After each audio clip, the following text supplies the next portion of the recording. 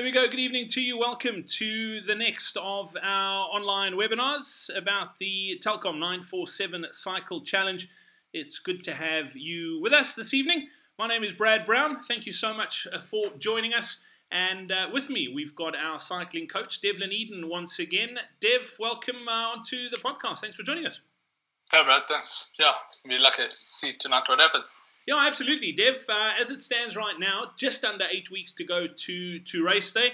Yeah, everyone's pretty much in the thick of things with regards to training and where they are at the moment.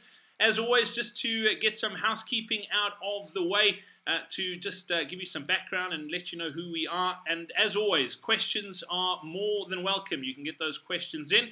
So massive welcome to you. Get those questions in below the video. You can get them in right now, and we'll answer them throughout tonight's webinar too. So who are we? As I mentioned, I'm Brad Brown. To give you a bit of background, I've got a radio background. Funnily enough, used to work for 94.7 for many years. Yeah, still do some radio work, and it's, cyclist. I've ridden a whole bunch of these Telkom 947s.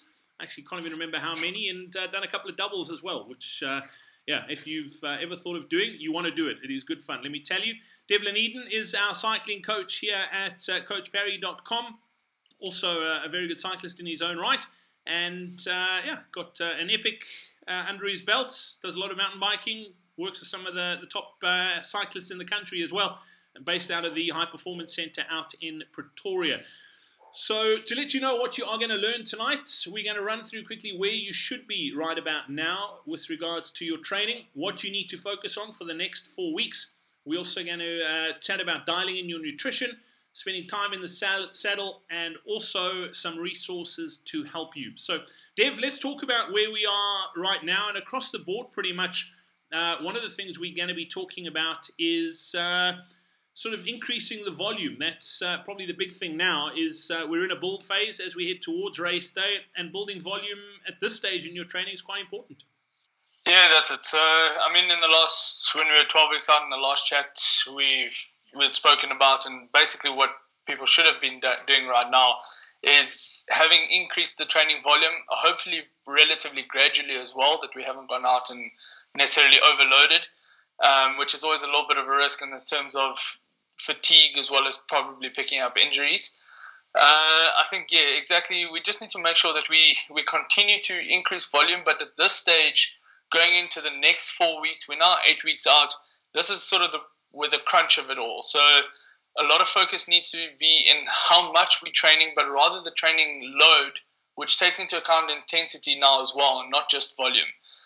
So I think that now we'll touch on a little bit later, but I think that's the key now. It's the big building block now going forward, and we need to make sure that we're doing it properly as well. Yeah, absolutely. Dev, let's talk about the sub 6 and 5 hours, where they should be right now, and some of the things that they should be focused or have been focusing on. And I think it's also important to mention that if you're not right here right now, it's not a train smash, it's not the end of the world. You can still do this thing. Don't feel like if you haven't done anything, you are going to bomb out. But ideally, this is where the sub 6 and sub 5 hours cyclists want to be. Yeah, so hopefully by now the guys have got out on the bikes quite regularly, been part of some group training rides as well, which is key for just being comfortable around other riders. Again, taking into account the kind of beast you're going to be facing on race day. And I mean that in terms of what you're going to be experiencing. So yes, more longer rides, hopefully time in the saddle, getting comfortable on the bike as well. And then more importantly as well, having some hilly sort of training as well. And we're going to get to it now, what to go forward with. But I think more than anything, having just been out and consistently riding. We spoke last time, again, our sort of key word was just continuity in the training and consistency of it. And I think up until now, hopefully that has been something that we did drive home quite well. Yeah, Dev, one of the things we're going to be chatting about quite a bit tonight as well is the role of hills. and doing hills, and we're going to hammer this over because, as everyone knows, if you've ridden this thing before, it's not flat. You want to have some hill training done. We like I said, we're going to elaborate on that a bit more, but you're going to see that pop up a lot this evening as well. Let's talk about the sub 4 hour cyclists and where they should be right about now. So again, the training volume should have been increased. Lots of time in the saddle, hopefully now.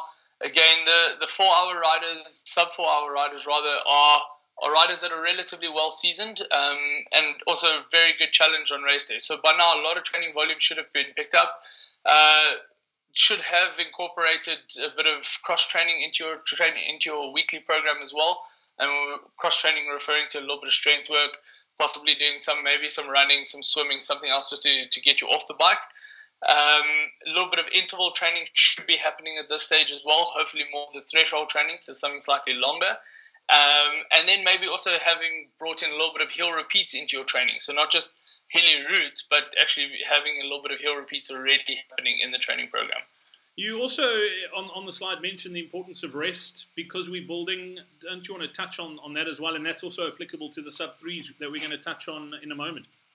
It is, yeah. Look, so it is very key with the rest. When we start talking high-intensity sessions, so things like a hill repeat session, the idea that behind the rest, and it's something that we find across the board with riders especially endurance athletes rather, is we struggle for time, we press for time in our daily lives, and more often than not, we feel we need to just be going flat out as hard as we can, do as many reps as possible, many intervals as possible, and we neglect the little bit of rest that comes into that in between those training sessions.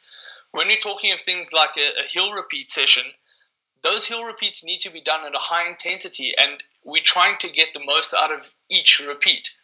So if you're not giving adequate enough rest between each of those hill repeats, you're fatiguing very quickly, and you're only probably going to do maybe 2, maybe 3 of those repeats are actually going to be effective. The rest of them you're actually fatiguing, you're doing more harm than you are actually good with that. So that's what we refer to by rest, adequate rest, and by that as well, if you're doing a 3 or a 4 minute interval, you need to be doing at least a 4 minute rest period, maybe even a 2-to-1 ratio. So if it's a 4 minute interval, anything up to an 8 minute rest period between. So the next interval can be as hard as the one before. Absolutely. All right, Dev, let's talk about the sub 3 hour guys and girls, the racing snakes, where they should typically be right about now, 8 weeks to race day. So with these guys, again, seasoned riders, they generally should have been training mostly throughout the year, throughout winter, having come out, increased training volume up until now already, so their focus would still have been time in the saddle, sort of long rides, especially on the weekends. Hopefully got a little bit of high-intensity training in as well, and I mean that more not necessarily from the interval kind of stuff, but definitely getting some hard training long rides in, whether it's with a club, with a training buddy, and then also having hopefully done maybe 1 or 2 seeding races. Again, we did touch on before, is the sub 3 hours, that is a goal, especially if it's someone that hasn't done a sub 3 hour before.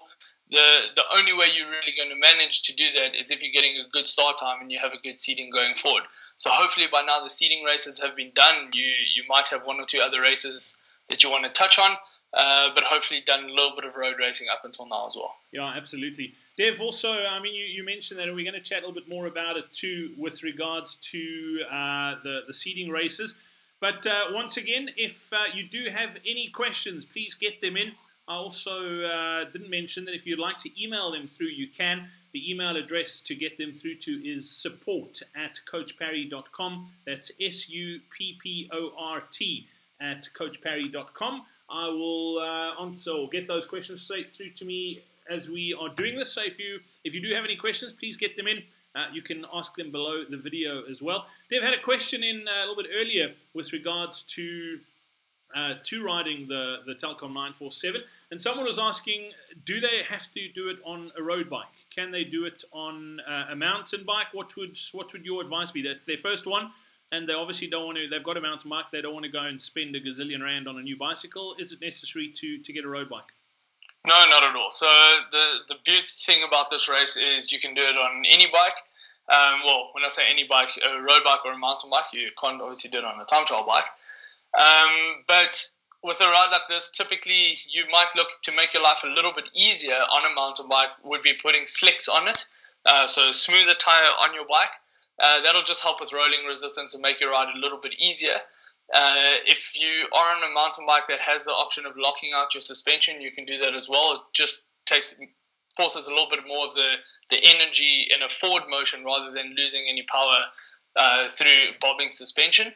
But by all means, mountain bike, there's plenty of people that do it on mountain bikes. You might find one or two even on unicycles, but I'm not advising that at all. Absolutely not. And you're going to see a couple of big saddles as well, those postman seats with the tennis balls at the bottom. I'm sure we'll see a few of those on race day as well. David, then another question coming through, and funnily enough, it's also linked to the mountain bike. It's Joe who's saying that they've entered both the mountain bike challenge and the road race as well. Do they need to change anything from a training perspective, or can they pretty much train for the long one basically with the intervals and that they're doing, and if they're doing it on trail or on the road, doesn't make much of a difference? No, so you can be following, as long as you've got some structure to the training, you can go ahead and train. My suggestion would be rather to then, if you are doing both the mountain bike and the road, is focus on peaking for the mountain bike race, which is going to be the first event. So make sure you're planning. That's obviously now taking into account that's a week prior to the road event. So now we, in effect, got 7 weeks out rather than 8 weeks. So make sure you're working that into your taper leading up as well. Not much will change in terms of the kind of structuring of the program, but what will change is getting out on the mountain bike as well. So if it's something, if you're not necessarily used to too much on the mountain bike side of things and you're more of a road cyclist, make sure you're spending a little bit of time on the mountain bike now, just honing those skills and getting comfortable with being on the mountain bike and some of the technical side of things.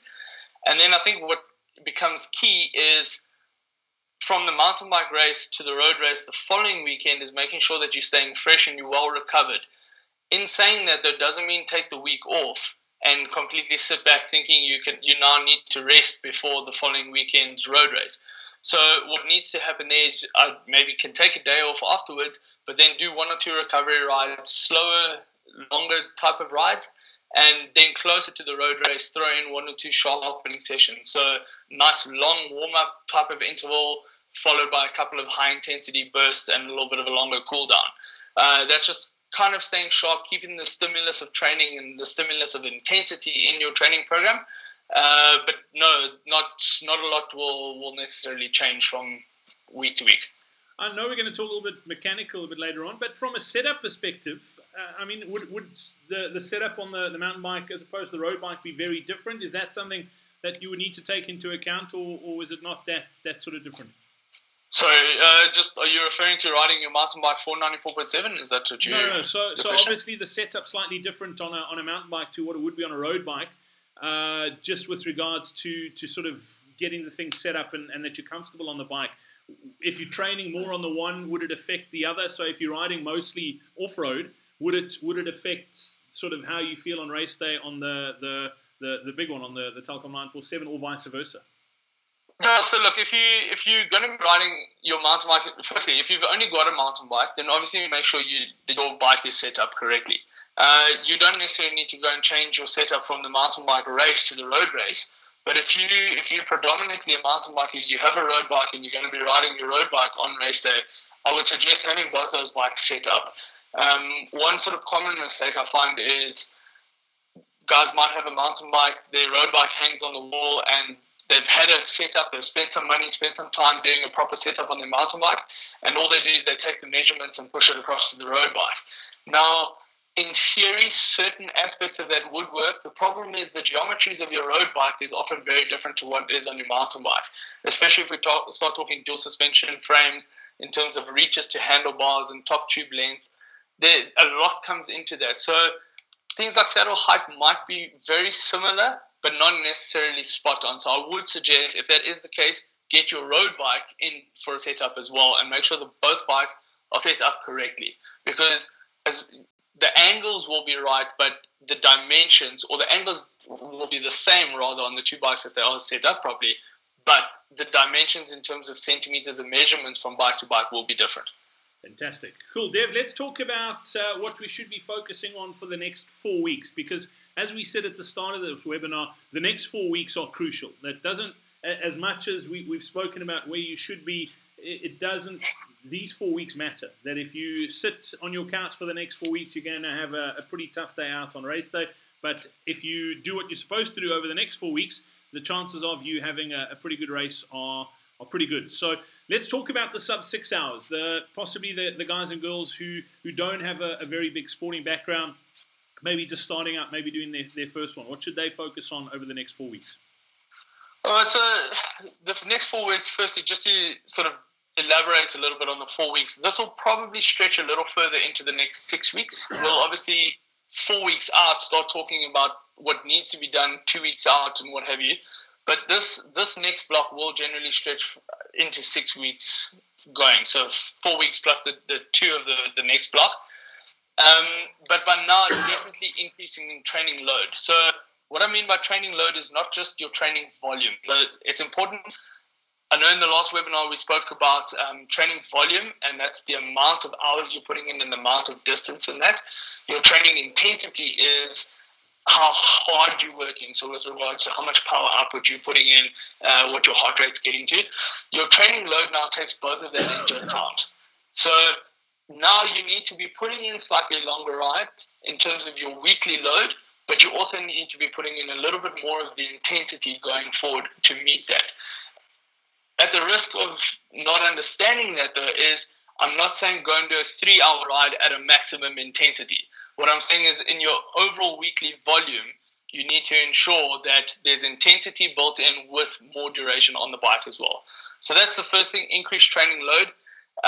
Definitely looking at least one long ride over the weekend. And when I refer to long rides, you are going to be we're talking now sub 6 hour riders. So we're talking that sort of duration.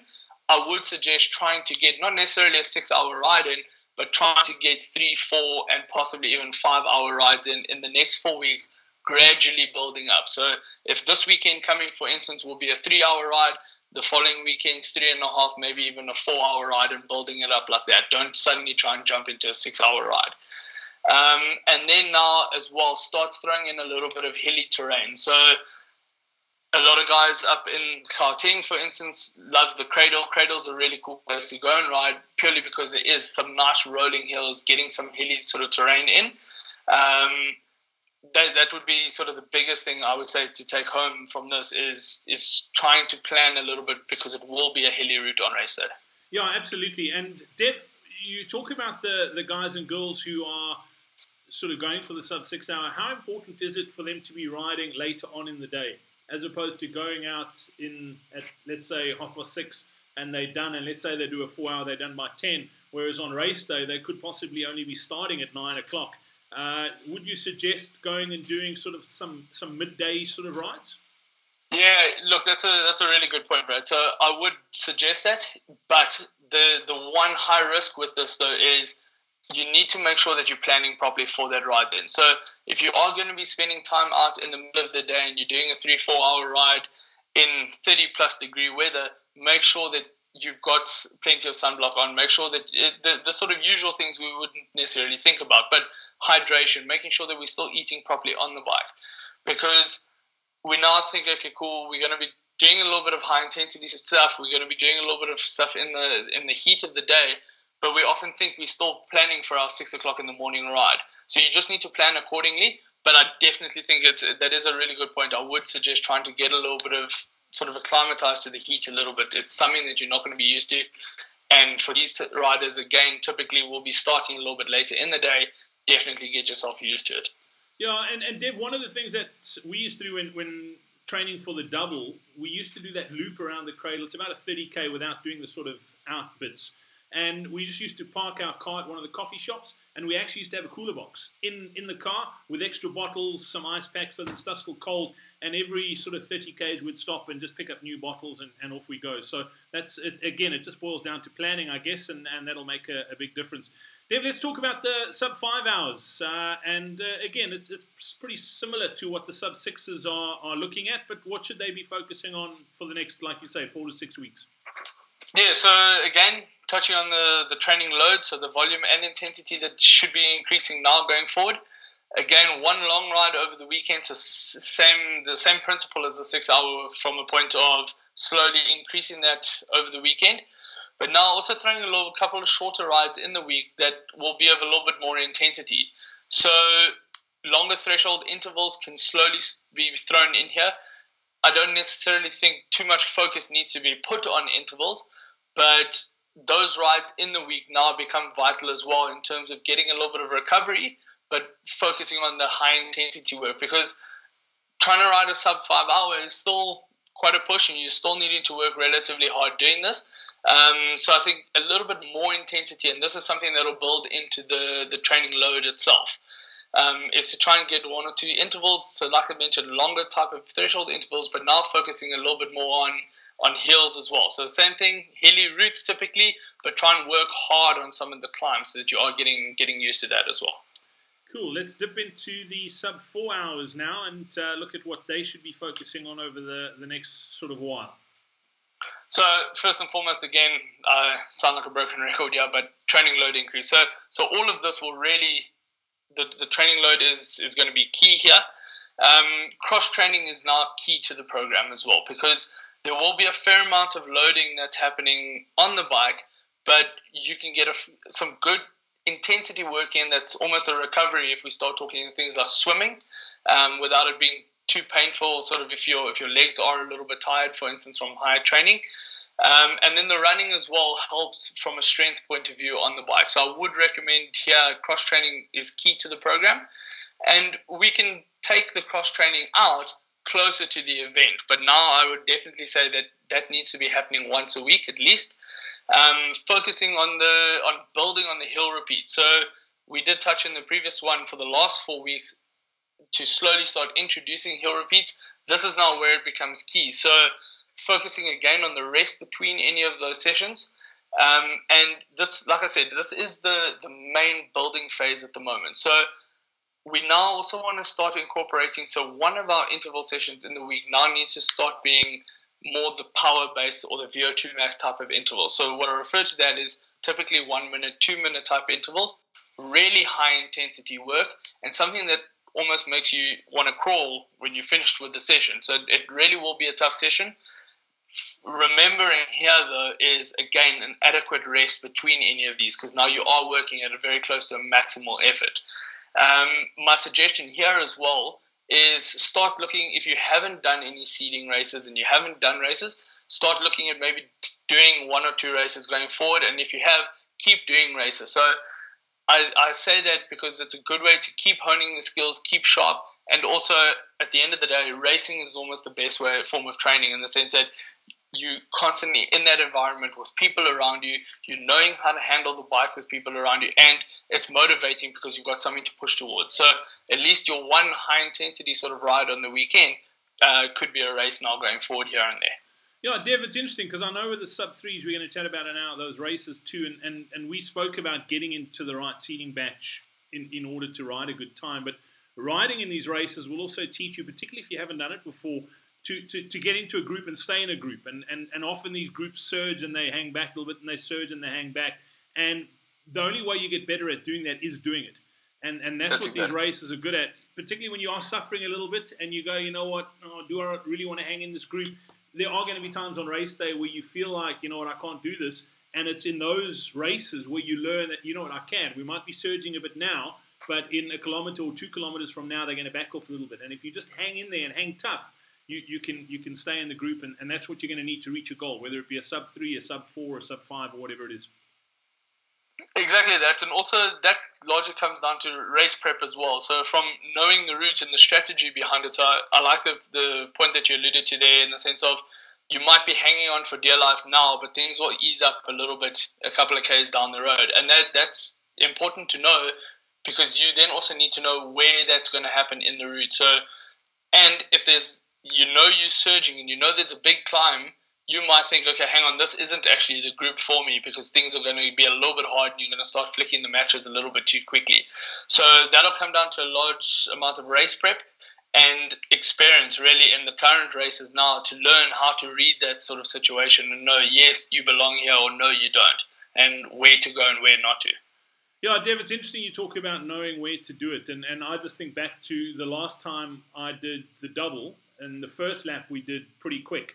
and I was riding in the same group as Joel Stransky, and going down the M1 just before you come into town, I was redlining it horribly, and he said to me, just hang in there, because as soon as we get through the city, you've got a pretty gentle stretch down past the zoo into down Jan Smuts, and he was spot on. I suffered that little bit on the M1, hung on for dear life, and then that gave me enough time to recover, and I ended up finishing with him. And if I dropped off then, I would never have got to that goal of the time that I needed in order to ride the double. So, yeah, it's vital. Dev, let's talk about the sub-3s and what they need to be focusing on the next 4 weeks. And I find it quite interesting, even though these are the fast guys and girls, you're still talking about including one long, slow distance ride per week. Yeah, that's exactly. So as much as these are at the sort of risk of calling them racing snakes, these guys still, so the sub 3 hour candidates still need to be focusing on a level of the endurance kind of riding. So that's what I refer to by that long, slow distance over the weekend. 3, 4, 5 hour rides. But the important thing here is that's still just maintaining that cardiovascular engine. So that aerobic kind of work that is vital still for the training. And again, that is what all aids in terms of how well you recover as well in between the high intensity sessions. So it is important to not neglect that, thinking now, well, we're 8 weeks out, now's the time to start crushing it. We still need to be focusing on a level of endurance, keeping that in the program. One fast ride over the weekends as well. So fast ride, I mean that more of sort of a tempo kind of intensity. And this will be something that working with club rides, that's also, you've got people around you, people constantly pushing you. That's vital at the moment. Throughout the week, I definitely still will be having one threshold type session in your training session, but now focusing a little bit on more your strength type intervals as well. So again, high intensity kind of intervals going forward. Lots of rest between them, and then also heel repeat training. Now, this all sounds like quite a lot. This almost sounds like I'm forcing you just to be doing high intensity training. Your week needs to be planned out well, that you are recovering well between all of these sessions. So that's where you can also start throwing in a little bit of either a recovery ride or a slower, easy ride here and there. But the heel repeats now, this is where I feel that you can actually make up a lot on race day, is if you're well suited to climb the hills and you feel a lot of people, and I'm definitely generalizing here to an extent, but a lot of people feel that that's the most daunting side of things, is riding hills and the climbs. And especially if you start getting either some really steep climbs or long climbs. And I feel if you can do the hill repeats and you can put the hours in on the hill training itself, you actually can make up quite a lot on race day, because you'll be able to recover a lot faster as well after each climb, because now you're a lot more suited to that high intensity sort of training. So that's going to be key. Again, just making sure that you are recovering well, because it is quite an intense training load that will be happening now. And then the same thing, taking part in races. Keep those skills sharp.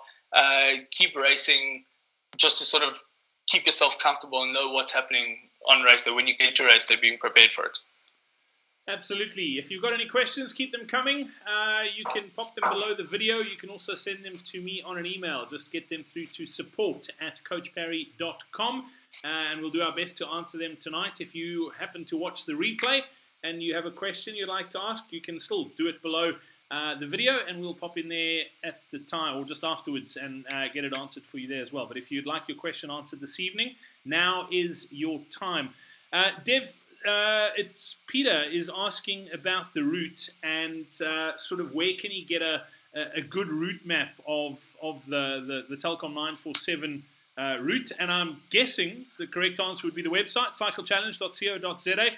And Peter, what we're going to do as well, just so you know, is it probably will be in either the next webinar that we do or the one 2 weeks out, where Dev and I will actually run through the route for you and talk about some of the hills. So if it's a race that you've never done before, you definitely don't want to miss that webinar. We'll be talking you through sort of where to hang back, where to push, and all of that sort of vibe. So keep those questions coming through. Another one coming in from Joanna, and we touched on it earlier. Joanna's asking about slicks, and I think we actually spoke about this last time as well. Are slicks the way to go if you're doing it on a mountain bike, Dev?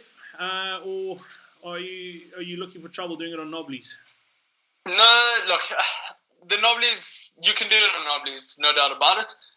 slicks are going to make your life easier. So again, we're talking, if you're racing Formula One, do you want to do it in a Formula One car, do you want to do it in an Uno? So more than anything else, you want to be prepared, and if a mountain bike is your only option, then go and spend a little bit of money and go and put slicks on your bike. It is going to make your life a little bit easier, but by no means am I saying you have to do it on slicks, and it's impossible to do it on mountain bike tires, on off-road tires. There's plenty of people that will be doing it on race day, and if you feel that you want to try a really hard ride and you're not too worried about necessarily what your time is, and you want to use it as a good strength type of riding session, then by all means go for it. I don't think it's vital, but it will make your life easier. Absolutely. All right, cool. Dev, I had a question in about some nutrition, and do you really need gels on a race like the Telkom 947? Before we get into chatting nutrition, your thought on gels? Do you really need to be using them on a race like this? Look, from a personal point of view, I don't like gels. They don't work well for me. So I'm not saying they're bad, and by no means am I saying stay away from them. You need to find something that works for you, but at the same time, I wouldn't suggest training now on water and food and what have you, and on a race day suddenly hitting gels because you think that that's going to get you through. If you are going to be riding with gels, you need to be playing around with gels now already and getting comfortable with it. Typically, I've used gels that don't work very well for me. I might carry one with me as an ultimate emergency if I'm really struggling. But one thing to keep in mind with gels as well is if you are going to be taking gels in, you need to be taking them relatively regularly then. And by that I mean 45 minutes to an hour you need to be taking a gel. You need to be drinking a lot of water with it. So that comes down to the carb content and the glucose content that's in those gels itself. So you just need to be comfortable with it yourself and know that it will work for you before attempting it. So if you're thinking of gels and you're thinking you don't necessarily have place to pack food and a gel is an option because you've heard someone else using it, get one or two now and start playing around and see what effect it has on you. For me personally, I can hit a gel and soon after that I just feel terrible. Like I feel like I've just got absolutely nothing in the tank and they don't work for me personally. Not to say that they won't work for you, though. Yeah, Dev, and now's essentially the time to do it. I mean, there's still a fair time to go to race day, essentially just under 8 weeks, but you want to have your nutrition plan dialed in now. If you don't have a strategy of what you're going to do on race day, now's the time. You're running out of time. This is your last chance over the next few weeks to experiment and try what works. Do not leave it till the week of race day or think you're going to go to the expo and pick up some goodies there and hope that works. That's definitely not what you want to do for this race, Dev, nutrition-wise. Yeah, that's exactly it. So the next sort of 4 weeks is now play around, make sure it happens in this 4-week block. And largely, if nutrition is something that, especially we're probably talking more to the sub 5-6 hour riders here, the just finishing riders, because typically your sub 3 hour and your more advanced riders have got this dialed in. They've been doing this for years and they've got a strategy. If you're someone who's taking this event on for the first time, you don't quite know what to expect spending that much time on the bike, you need to understand that you can't get through this on water alone.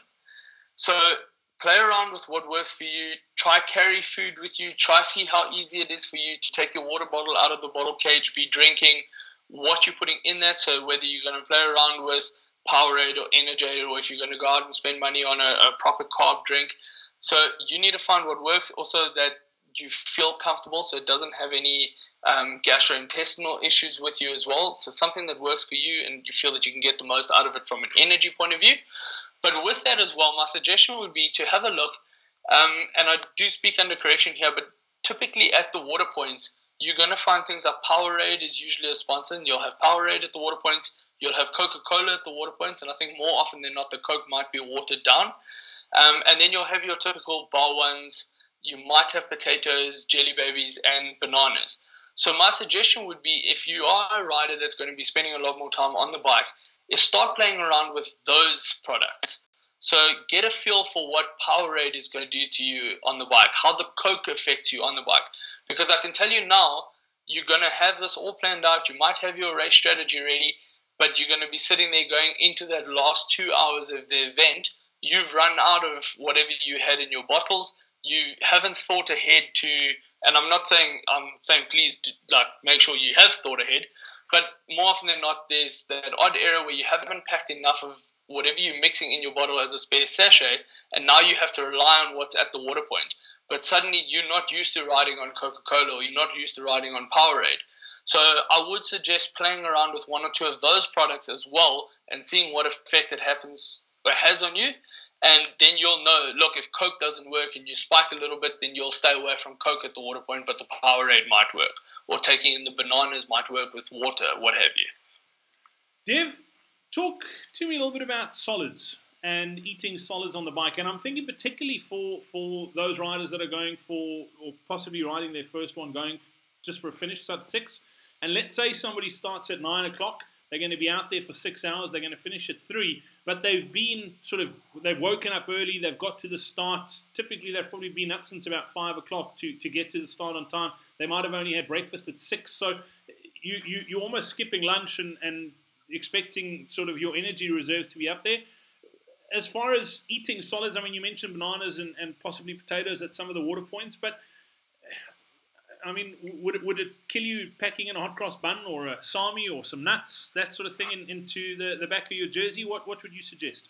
No, that's a fantastic idea. Look, I enjoy, mostly, I typically get my energy source and my carbohydrates through, personally, I prefer to get it through a drink, only because you're always thirsty out and I get very thirsty, so I enjoy drinking my energy source. However, I do get to a point as well, especially on a long day out, where I get very sick of sweet stuff. So I do want that little bit of savory. So that's where the solid stuff comes in really well. Like you alluded to the point of having eaten early in the morning, you're only starting later. My suggestion would be to also make sure that you're planning ahead. So you say, right, you're going to be up early because you're trying to beat the traffic. You don't necessarily force yourself to try and eat at 5 in the morning and you're only going to be starting your race at 9 o'clock. Wake up. Make sure that you plan. Say, right, you need to eat, at least need to have a decent-sized meal about 2 hours to an hour and a half before your event, before you start. So if you're starting at 9 o'clock, then you know that by 7 o'clock you need to have had something. If you eat before that, that's not a problem, but make sure that you've eaten again by 7 o'clock as your last sort of substantial-sized meal. For a personal tip and something I like to do then is typically in that hour before the race starts. So usually when you've parked your car, when you're kitting yourself up, when you're doing your last minute checks on the bike, I like to sip through a bottle of whatever my carbohydrate mix is. So whatever, if it's a power bar or a USN or whatever you feel comfortable using, I typically will sip on a bottle of that hour leading up to the race. So in doing that, I'm replenishing my fuel stores, and at the same time, I'm hydrating going into the race. So that's something we forget about often as well, is we feel, well, we need to hydrate on race day, but the week leading up to the race, we still haven't been increasing our fluid intake, and we're almost getting to the race slightly dehydrated.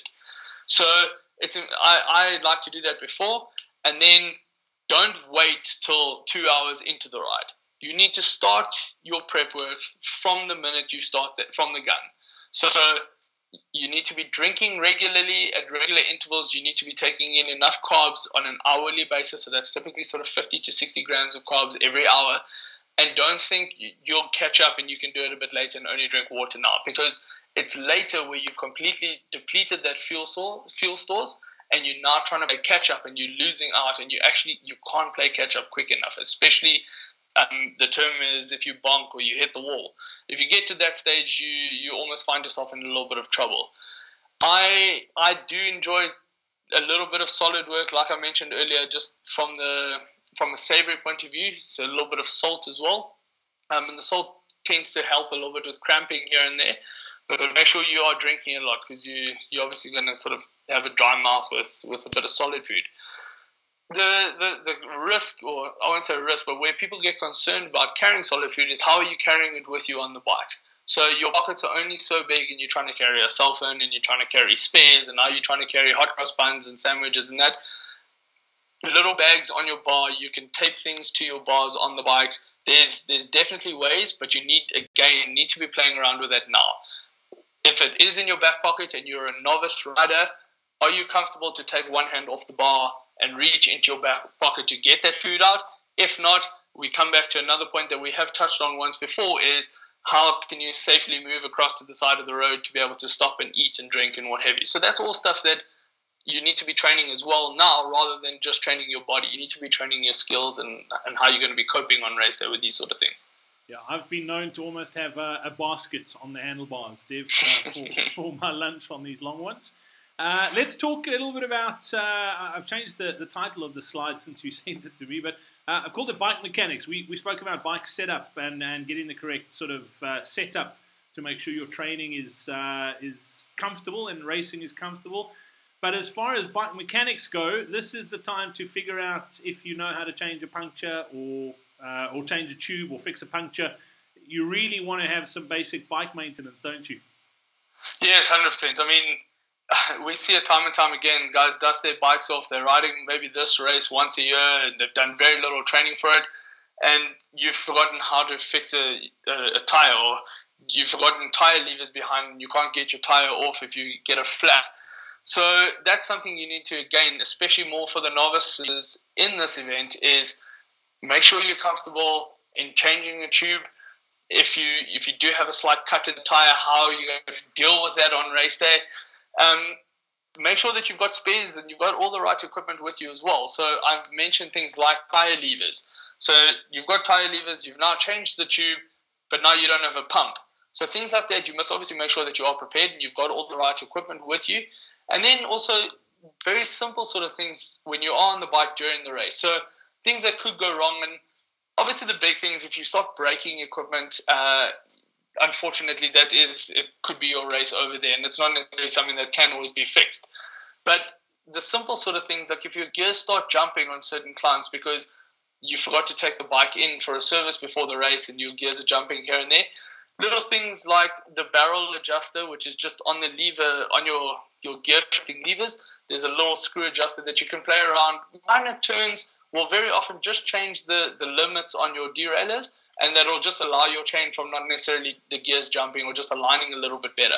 Again, you need to be used to doing that, or at least go to your local bike shop and let them sort of teach you how to do that again on race day. And then at the same time, things like you break a chain. Do you have a chain break tool with you that you can change a link? Do you have a spare link with you?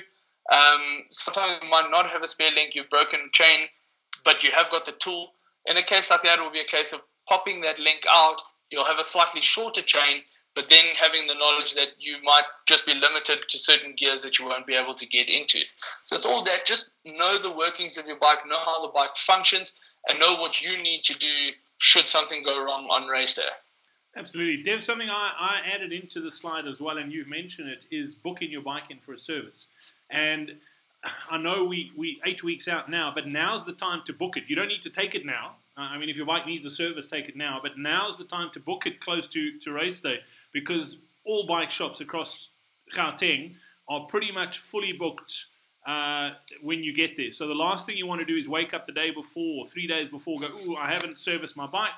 I need to go and get it in. You're not going to get it into a bike shop. So go to your local bike shop now and book it in for whatever date it is. If it's the week before or whatever, get your bike booked in now. That's the best bit of advice that I can give you. I don't know if there's anything you want to add on to that, Dev? Yeah, I think, Brad, just also on the sense of, and again, I'm talking to the complete novices, and I really hope this isn't the case of you just dusting your bike off, taking it out the garage the day before the race. So hopefully you have been doing a fair amount of training on it. But one thing to keep in mind, if you serviced your bike after your last race and your bike has been standing for a couple of months, that bike probably still needs to go and be serviced again. The reason being is it's now been standing and there's been tension on those cables, your gear cables, your brake cables. So again, those cables stretch over time. Your chain has gotten dry and chances are you haven't lubed it properly. So even though you might have taken it for its last service and then not done a lot of mileage on it, I would recommend servicing it again before race day just to make sure it is in race condition. Absolutely. Well, we are running towards the end of this webinar. If you have any questions, get them in now. You can pop them on email, support@coachparry.com, or you could just simply pop them below the video right now. But I wanted to share some cycling resources with you. in the build-up to the Telkom 947 Cycle Challenge. And if this is your first one, you'll know that committing to do a race like this can be quite scary. There's so much conflicting information online. The good news is you're not alone. There are lots of people in the same boat as you, but the question is, how do you know? And imagine a place where you can connect with other cyclists just like you, get up-to-date information, and most importantly, from the source.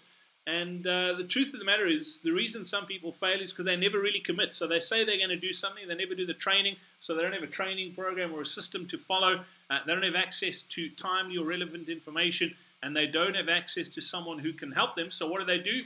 Is they use that conflicting info that they searched online. The good news is there is such a place, and that's the website, coachparry.com. You can go check it out right now. We've got some incredible resources there.